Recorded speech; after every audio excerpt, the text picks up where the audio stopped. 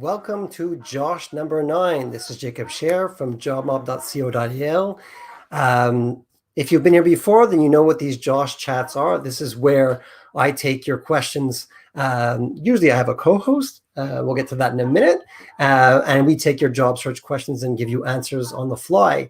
There are times where I'm alone. Tonight, my co-host, I should say, will be Ben O'Hanlon from the UK, who recently had a 2-week job search where in 2 weeks he was able to get 7 job interviews, 3 job offers, and he accepted one of those job offers. So I think he's having some technical difficulties. He hasn't joined us yet, but hopefully he'll be joining us any moment now.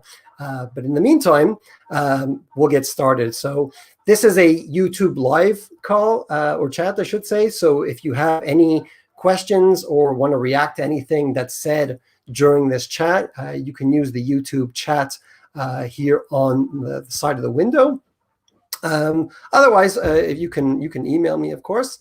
But I'll get started. So the idea behind this chat, my good friend Daniel Alphen, someone I've known for many years and who is a LinkedIn expert, a LinkedIn mega expert, I should say, who's been helping people on LinkedIn, businesses on LinkedIn for years and years and years, reached out to me recently and said, listen, this guy, Ben, he's been doing some really, really cool things. He's a creative guy and he got some great results recently. And so it was like, okay, that sounds really cool. Are his results replicable? In other words, sometimes, let's put it this way. On social media, if I have a following of 20,000 people and I say I need help with something, it's a lot different than if I have a following of 10 people, right? And so, so I said to Daniel, well, are his tips replicable? In other words, you have to be, are there any requirements? Is it require spending money? Do you have to have a big following or something? And so he asked Ben, and the idea is that no, these are really these are hacks that anybody should be able to replicate, not necessarily as quickly, but we'll hopefully Ben will be on ASAP and he'll explain to us exactly what he did, and hopefully, yeah, they should be things that you can replicate yourself and ideally get a similar, if not better, result. I mean, 2 weeks, that's a pretty good quick job search. It'd be hard to do much better than that unless someone came out to you and offered a job. And even then, it could easily take more than 2 weeks just to negotiate the offer that you're willing to accept. And so I said, great, okay, well, if this is something that will help any job seeker anywhere and they can learn from it and apply and get a similar result, well, then, yeah, let's do this and let's chat. And so Ben should be joining us very soon. In the meantime, while we're waiting, so again, feel free. I see that there are 4 people watching so far, and more expected to join. If you have a question, ask it in the YouTube chat comment bar or sidebar, I guess you could say. On the topic of job search hacks, so from my own experience, even before I started JobMob, there's a couple of things that I tried that worked really, really well. Going back to a job search back in 2002, which was a time where the economy wasn't doing so well. This is after the internet crash or .com bubble burst or whatever you want to call it. And so I struggled for about almost a year to find a job, and I was really getting aggravated with it. And I had a bout of job search depression with that. And what ultimately got me out of it was an idea. I don't know what made me think of it, but it ultimately worked really well. And so, it worked so well that later, when I told the story to other people, it eventually made it into an article on CNN Money and other places. But that's by far the one that most people would recognize. And so what was this strategy? What was this that I did? And so the idea that I had was that after you've been job searching for a long time, you've hit your friends, you've hit your contacts, you've hit your acquaintances. They heard from you. If they had something to share, well, then they probably shared it right away. And then you're not really top of mind anymore. And it's maybe you'll realize that, and but it's hard to keep asking people again and again. Have you heard anything? Have you seen anything? Whatever. It's people can get annoyed quickly. I mean, they want to help you, but they don't want you to be nagging them, and they don't want to feel like they owe you something for it. Unless, of course, they do see something, and they're happy to send it along and help you. And so after it's been months on end, and I hadn't gotten anything serious in terms of a job offer. So the idea that I had was, okay, how about we turn this into a kind of a contest? In other words, my friends and my family, they obviously wanted to help me find the job. If they had something, they would tell me. But if I offered a prize, that probably wouldn't motivate them too much more, because they already wanted to help me. But how about if I offered a prize and then I told them, okay, well, you guys tell people that you know, okay, about the prize, and the hope is that those third parties, or I guess you could say second-degree connections, using LinkedIn parlance, well, then that will motivate them to help me. They don't know me. They don't feel any reason to help me specifically, but because of that prize, that will get them motivated. And so I thought about it a bit, and I decided to put out a bounty of I think it was $125 American, which is not too much, but it was enough to get people thinking.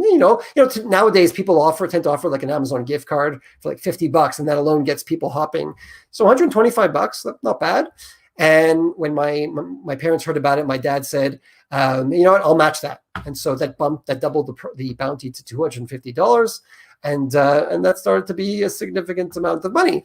And so I sent out an email, and I told my friends and acquaintances and family, colleagues and ex-colleagues, I should say, and so forth. And I asked them to share it.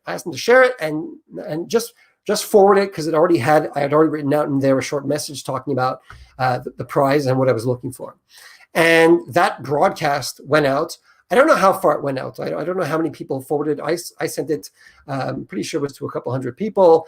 I don't know how many of them forwarded it. But what did happen was that I think it was before the weekend. After the weekend, someone got back to me. A few people got back to me, but one person got back to me and said, listen, someone that we both know is actually looking to hire some people, and I think you'd be great for it. And when I mentioned him to you, he said, yeah, for sure, let's get this going. And that ultimately, within a few weeks, that led to a job offer. And so that worked great for me. A bounty like that, again, it wasn't very complicated, but the reasons why it worked were number one, it was an amount of money, and money is useful to anybody. Today, again, an Amazon gift card is not a bad idea either, but straight up money, anybody could use that. And the idea is that, yeah, your first degree connections, your friends or family, acquaintances, whatever, they'll want to help you regardless. But the idea is to push it beyond that to people who don't know you, and that's why the money is so important. And so again, it was fairly simple. It doesn't take too much thought. And yeah, like I said, within a few days, that was it. That was all it took. The people started coming back to me, and that led to my job offer. So that was my big job search hack story that worked for me. I'd love to hear. Hopefully, Ben will join us ASAP. I'm not seeing a message. Hopefully, yeah. But I have, over the years, I've accumulated many other job search hacks. In fact, I've even written up an article on JobMob a few years ago called 150 plus awesome job search life hacks you need to try, and I'll put a link to that down below in the notes for this chat. If anybody if you're watching and you have a hack to share, then that's great. Throw it out there, and I'd love to hear it and comment on it and share it with others. But just some of the other things that are definitely worth mentioning as a job search hack. First of all, never ask people how their job search is going, whether you're on a job search yourself or hearing or know someone who is. That kind of stuff, it's never going great until it's ended, right? I mean, if you're in a job search, you're probably not over the world enthusiastic about how things are progressing unless you feel it close to the end, or unless it just ended. So really, just like you don't want to ask anything else of someone that's likely to bring up a negative feeling, then I wouldn't bring that up. one tip for students is that if you want to place yourself in a good spot for a job right out of college, then make friends with people at your college or your university who are a year or 2 years ahead of you in your industry, and stay in contact with them after they graduate, because they're going to find their entry level or their first job after university. And as happens many times, happened to me a number of times in my career, employees, or I should say companies, will often ask employees to refer friends.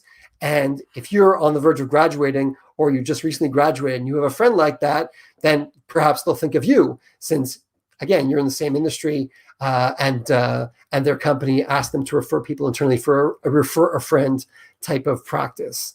So that's something to definitely keep in mind if you're in college or in university, or even in whatever, technical college, whatever. Another thing, the famous interview question that recruiters love to ask is where do you see yourself in 5 years from now, right?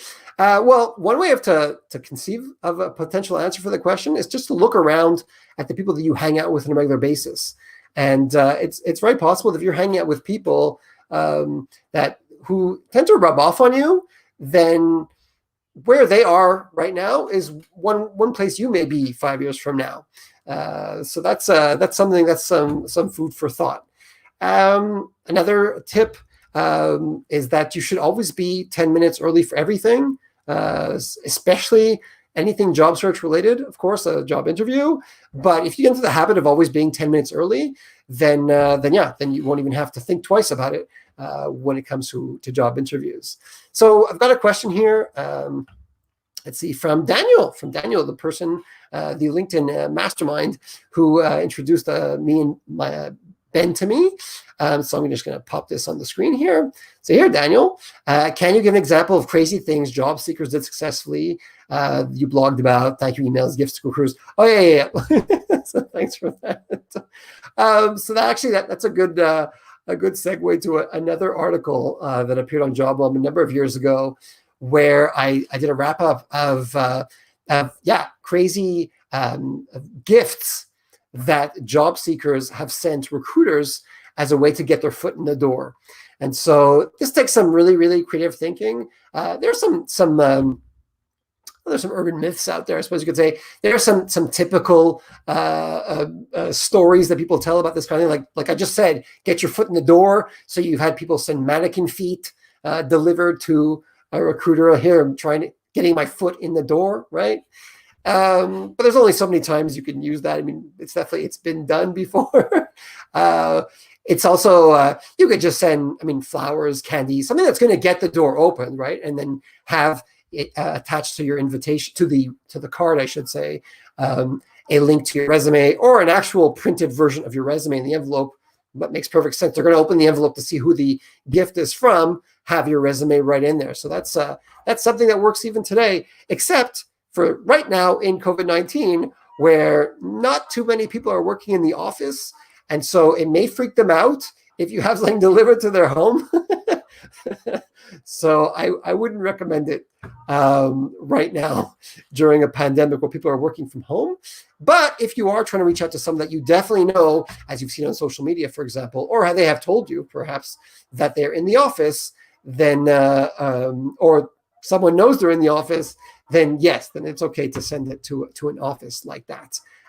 Be warned, though, it doesn't always work, because in a corporation where there's a secretary, perhaps, not even a corporation, it could be a medium-sized business, someone who's checking what's being delivered at the door, they may read the note for that person and tell them, oh, it's just from a job seeker. Do you still want it, type of thing? And it may not work, type of thing.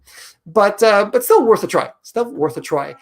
Some creative things really take, just like many job search, one of the tips to success in job search in general is really knowing who you're reaching out to, really taking the time to target a company or a recruiter, for example. And so if you are going to be creative in terms of reaching out to someone, it will take understanding who that person is. And so in that article, which I'll also mention, I'll also include a URL in the show notes for this Josh chat. There was a story where someone reached out to actually, this was in another article where someone, in terms of creative resumes, where someone reached out to a CEO that they really wanted to get in front of. They knew that person was a basketball fan, and so they sent them I think it was either a toy or it was like a model basketball court. And when the person got the ball through the basket, it said, "Hello, my name is," or something like that. It was really, really cool. But I don't remember all the details of that. But that definitely that got that person in the door, and it showed such creativity that the CEO, the recipient of the gift, was compelled to check the resume, and they thought, yeah, okay, this person was great, and that person ultimately was hired. So yeah, so there's a lot of creative things that you can do, and there's a lot of between the articles that I'm going to mention and other stories online, there's definitely a lot to inspire. And it doesn't matter if you copy someone, as long as it's not something that's being done constantly, then it's okay to learn from someone else and copy them. I don't see a problem with that at all. That's a lot of the ways that we learn. So Daniel, thanks for suggesting that. I appreciate that. I see there are no other people still watching. Happy to suggest anything. If you have a question, now is the time to ask. A few more job search hacks from my long 150 plus hacks article, something about proofreading. And so most people do understand, and I'm sure you do, that you understand you need to proofread your resume, right? Not just your resume, pretty much anything that you're sending as a communication. A resume, after all, is just a marketing document. It's a piece of communication. Any communication that you're sending out to potential recruiters or employers, you should proofread, okay? And so there are tools like very popular tool, which is also has a free level. It's just Grammarly. I'll put a link to that in the show notes. But something you can do, it's not perfect. Some of these tools are not perfect. One of the things they have a hard time finding or a hard time recognizing are words that they're not typo, okay, but it's a homonym. In other words, it sounds the same, but it's spelled differently, and it may still work in that sentence. In other words, if you have a word that like there or like THERE or there THEIR, excuse me. So something like Grammarly will catch that because those are not the same type of word. However, if you have if you have two nouns that are spelled differently, but they're both nouns, so Grammarly will not necessarily be able to catch that. And so one way to find such mix-ups, I guess you could say, or not, again, they're not typos, but such errors in your document they'll definitely stand out from the recipient, is to, well, actually, there's two things you can do. One is you can read your resume or whichever document you're trying to proofread. You can read it out loud. Okay, read it out loud. People tend to notice things that they out loud when they hear themselves or anyone saying something out loud that they wouldn't just by scanning with their eyes. That's one thing. And also, if you're going to read it out loud, I would recommend reading it backwards. In other words, not just reading it from the bottom to the top, but reading the words from left to right and from right to left. In English, I'm talking, for example. Reading it in the wrong direction will also bring your attention to words that aren't supposed to be there. And another thing you can do for proofreading is that if you use something like Google Docs, then you can actually have Google Docs. If you copy and paste a text into Google Docs, you can have Google Docs read aloud that text back to you as if someone else was doing it. And so, again, it's not always perfect, but that's not the point. The point is to draw attention to things that you may have missed. And again, Google Docs is free. Anybody can copy and paste something in there very quickly. And so I highly recommend doing that. Again, no price, no cost to you. Just takes a second and then to listen to it. So it's really, really something that no one has an excuse not to do. If you can, of course, it's a good excuse to reach out to someone to ask them to proofread. They don't have to be a proofreading expert. That's obviously better, but you could just reach out to someone as an excuse to bring up your job search again. Can you proofread my resume for me? I'm tailoring it for this company. And again, that's an indirect way of also saying to them, I'm still looking for a job search, which brings us full circle to what we were saying earlier in the call about how it's tough to keep people constantly in touch regarding your job search, since you don't want to nag people constantly. So, okay, well, I don't know what happened with Ben. Hopefully we can get him another time to tell his story. Um, unless anybody has, I'm going to do a last check for questions here. A few more seconds, and then if there are no more questions, I'm gonna wrap this up. It's already on YouTube, and so it'll go into the job search calendar, which I'll take a minute here to mention. If you heard about this job search, this Josh chat through me over email, you may not know that I recently, before the summer, launched the JobMob Job Search Events Calendar, which has hundreds of events. They are almost all virtual events right now during the COVID-19 pandemic. These events take place around the world, which is another way of saying that they're in different time zones, which means that they are at different times of day. So even if you're in your time zone, it's the morning, you can easily catch an event that is happening in the evening somewhere else. Most of these events are free. They cover, and they're categorized in the calendar according to job search topic, and you can find events on almost anything. In many cases, they're interactive, so you can get feedback, whether it's a resume question or even a resume, have someone take a look at your resume. Sometimes they're industry specific. Sometimes they're open to older job seekers, students, you name it. It's all there in the JobMob Job Search Events Calendar. It's at jobmob.co.il/events. And you can also see it on JobMob on every page of the site in the top. It's in the events link in the top navigation bar at the top of the site. Really take advantage of it. There are, again, events every single day pretty much. And so I highly recommend it. Not only that, one last thing about that is that where possible, I try to get event organizers to share their recordings when there are recordings of events. And so, yes, it's possible to go onto the event calendar, click a link to recorded events, and then watch past recordings. Not just if you missed an event that you wanted to attend, but just as a way to learn from other events that took place and that you wouldn't have been able to see anyway. And so yeah, there are lots and lots of good stuff in there. So okay, last call for questions. We've got a few more seconds before I wrap this up. Thank you everyone who attended. I hope that you learned a lot of useful tips in here. Again, I will be attaching, when I update the YouTube video shortly, I'll be putting links to the articles that I mentioned here with the other job search hacks and other creative things that people have done to find jobs. And yeah, thank you very much for watching, whether you're watching it live or whether you're watching this as a replay. Good luck on your job search, and I look forward to hearing from you in the future.